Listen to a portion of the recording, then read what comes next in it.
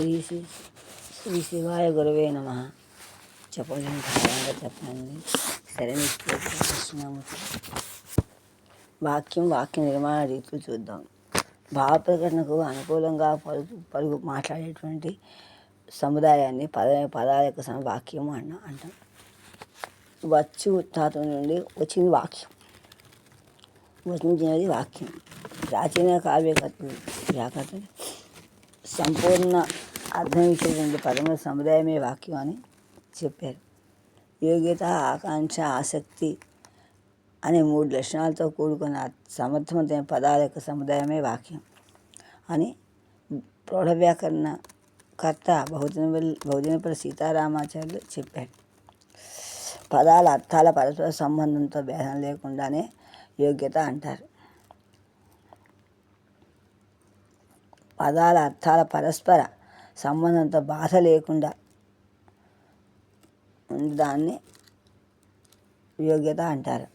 నీటి చేత తడుపుతున్నాడు, అగ్ని చేత కాల్చున్నాడు మొదలైన పదాలు యోగ్యత లేని వాక్యాలు. ఒక చక్కని ఉదాహరణ యోగ్యత లేని వాక్యాన్ని.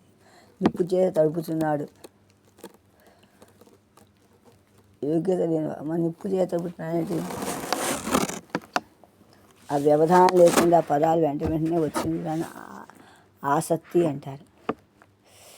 అంటే ఒక పదాన్ని విస్తరించినప్పుడు దానికి సంబంధించిన ఇతర పదాలు తీసుకోవాలని ఆపేక్షం దాన్ని ఆకాంక్ష అంటారు.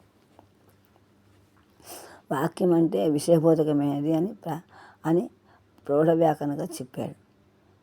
విషయం అంటే ఉద్దేశం విధేయమైన భిన్నమైనది అని అర్థం. వాక్యంలో వక్త శ్రోతలు ఇద్దరూ చేసిన భాగాన్ని ఉద్దేశ్యము అంటారు. వక్తకు మాత్రమే తెలిసిన వాక్య భాగాన్ని విధేయము అంటారు. రాముడు రాముడిని చంపాను. వాక్యంలో రాముడు ఉద్దేశ్యము, రాముడు చంపాను అన్నది విధేయం. వీరసింహం ఇందులో ఆయన ఉద్దేశ్యం వీరసింహం విధేయము. అలాగే వాక్య భేదాలు వాక్యంలో 2 అర్థాన్ని బట్టి వాక్యాన్ని అనేక రకాలుగా చెప్పచ్చు. అవి ఏంటంటే సంపూర్ణ వాక్యము, అసంపూర్ణ వాక్యము, క్రియాసహిత వాక్యము, క్రియారహిత వాక్యము, సమర్థక వాక్యము. మొత్తం 11 రకాలు. అవి ఏంటో చూద్దాం. సంపూర్ణ వాక్యం సమాపక్రియ గల వాక్యం సంపూర్ణ వాక్యం. రాముడు రాముడిని చంపాను. అలాగే అసంపూర్ణ వాక్యం అసమాపక్రియ ఉంటే దాన్ని అసంపూర్ణ వాక్యము అంటారు. రాజు బడికి వెళ్ళి అంటే తెలియలేదు. క్రియాసహిత వాక్యం క్రియలు ఉన్న వాక్యాలు క్రియాసహిత వాక్యాలు అంటారు. రాము కుక్కను కొట్టాను. రాము కుక్కను కొట్టాను అంటే క్రియాసహిత క్రియతో కూడుకుంది. కానీ రాముడు కుక్కను కొట్టాను అనాలి.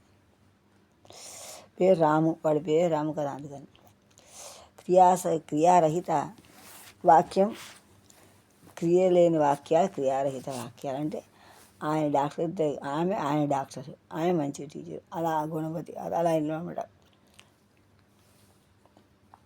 సమర్థ వాక్యం ఇది కర్మ ఉన్న వాక్యం. వరుసగా వాక్యము కర్త కర్మ క్రియ ఉంటే అవి సకర్మకాలు. కర్మ ఉన్నా లేక క్రియాపదం వల్ల కర్మ ఉన్నట్లు తెలిసిన అవి సకర్మక వాక్యాలే.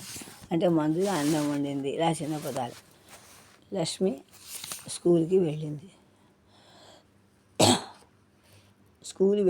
స్కూల్కి అలాగే ఎలా స్వామి ఉత్తరం ఇచ్చాడు, అది చదివాడు.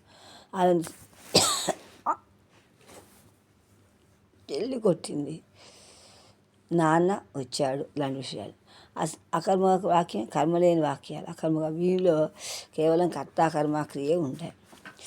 ఈ వాక్యాల్లో ఏమిటి, ఎందుకు, దేనిని, ఎవరిని అన్న ప్రశ్నకు సమాధానం ఉండదు.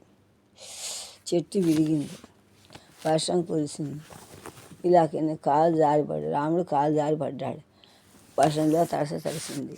ఇలాంటి విషయాలు ఏముంటాయి? అసలు అకర్మక వాక్యాలు. ఇలా కర్మ ఉండదు. ప్రేరణాత్మక వాక్యాలు ఎక్కువైపోయింది.